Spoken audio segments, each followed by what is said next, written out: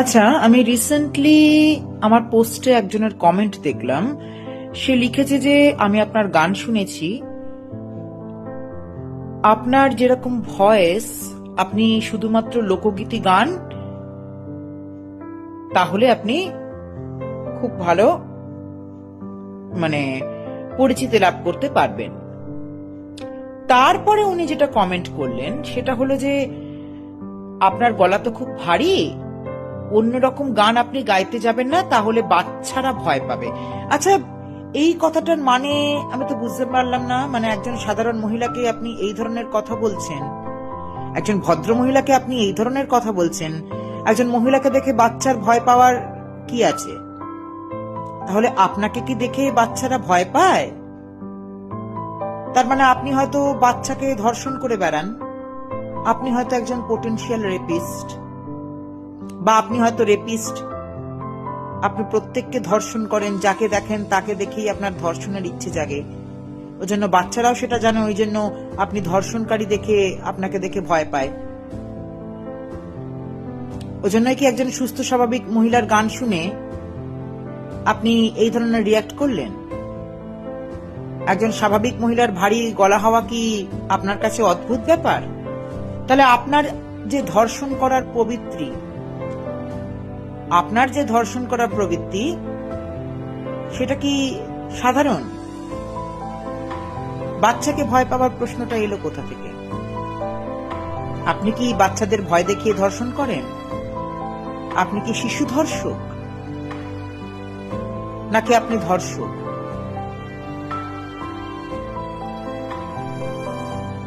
আমি কিরকম ধরনের গান গাইবো না গাইবো, সবচেয়ে প্রথম কথা এবং সবচেয়ে আগের কথা ও সবচেয়ে শেষ কথা, সেটা সবার আগে আমার পছন্দ। আমি গান ভালোবাসি বলেই গান করি। তাতে কার পছন্দ হলো না পছন্দ হলো তাতে আমার কিচ্ছু যায় আসে না। কে কি কমেন্ট করলো, সমাজ কি বলল, লোক কি বলল, সেজন্য এত বছরের আমার সঙ্গীতের জীবনে, সেই ছোটবেলা থেকে আমি সঙ্গীতের সঙ্গে যুক্ত। আমি ছোটবেলা থেকে গান শিখি, গান গাই, প্রোগ্রামে গান করি।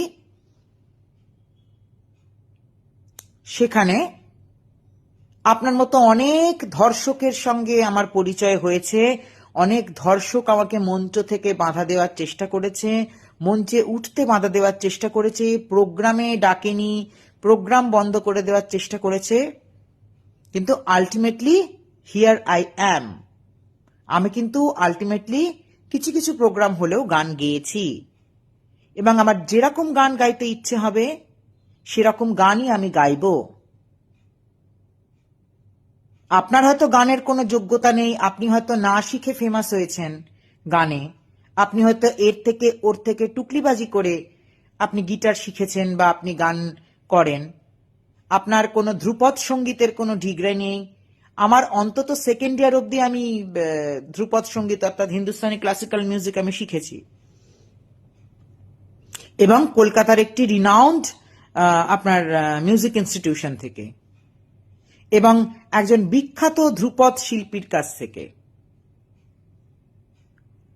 আমার গুরুজি শ্রী অরিন্দম চক্রবর্তীর কাছ থেকে আমি ধ্রুপদ শিখেছি।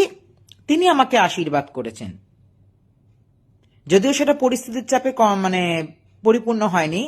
তাও আমি সেকেন্ড ইয়ার অবধি তো করেছি, এবং ভবিষ্যতে যদি ইচ্ছে হয় আমি সম্পূর্ণ গানের কোর্স, যে 6th ইয়ার, আমি কমপ্লিট করব।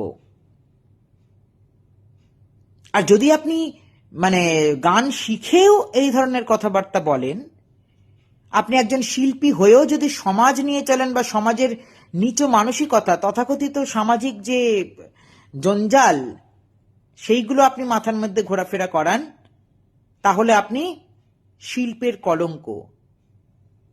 আপনাদের মতো মানুষদের ওই গান না গেয়ে, শিল্প না প্রদর্শন করে গলায় দড়ি দিয়ে মরে যাওয়া উচিত। আপনাদের মতো সামাজিক মানসিকতার মানুষরাই অ্যাকচুয়ালি পোটেনশিয়াল রেপিস্ট। আমি কখনোই কারোর কোনো কথায় উত্তর দিই না। একমাত্র আমার যেটা ইচ্ছে হয়, সেটাই আমি করি। তাতে আমার সমাজে বাধা আসুক, আমার পায়ের মাটি সরে যাক, আমার কেরিয়ারে কোনো রকমের কিছু হোক, কিন্তু কিছু কিছু কথার উত্তর দেওয়া দরকার আছে। সেই জন্যই আপনার কাছে আমার এই বক্তব্য পেশ করলাম। আপনাকেই বাচ্চারা ভয় পায়, কারণ আপনি সমাজের কলঙ্ক, আপনি শিশু ধর্ষণকারী, আপনি একজন পোটেনশিয়াল রেপিস্ট।